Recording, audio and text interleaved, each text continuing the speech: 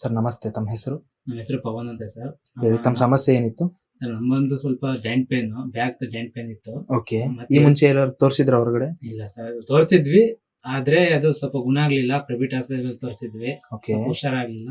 Okay ಇಲ್ಲಿಗೆ ಬಂದು ನಮ್ಮ ತಾಯಿ 4-5 ವರ್ಷದಿಂದ ಇಲ್ಲಿಗೆ ಬರ್ತಿದ್ರು. ಓಕೆ ಅವ್ರಿಗೆ ತೋರಿಸಿದ್ವಿ. ಅವ್ರಿಗೆ ಜಾಯಿಂಟ್ ಪೇನ್ ಎಲ್ಲ ಫುಲ್ ಸಮಸ್ಯೆ ಕ್ಲಿಯರ್, ನೋವು ಎಲ್ಲ ಹೌದಾ? ಹುಷಾರಾದ್ರು. ಓಕೆ. ಈಗ ನನ್ನ ಕರ್ಕ ಬಂದಿದ್ದಾರೆ. ಸ್ವಲ್ಪ ಎಷ್ಟು ತಿಂಗಳಿಂದ ಮೆಡಿಸಿನ್ ತಗೊಳ್ತಾ ಇದ್ದಾರೆ ಇಲ್ಲಿ ತಾವು? ಸರ್ ನಾವೀಗ ಸ್ಟಾರ್ಟಿಂಗ್, ನಮ್ಮ ತಾಯಿ ಬಂದು 4 years ಇಂದ ಮೆಡಿಸಿನ್ ತಗೋತಾ ಇದ್ದಾರೆ.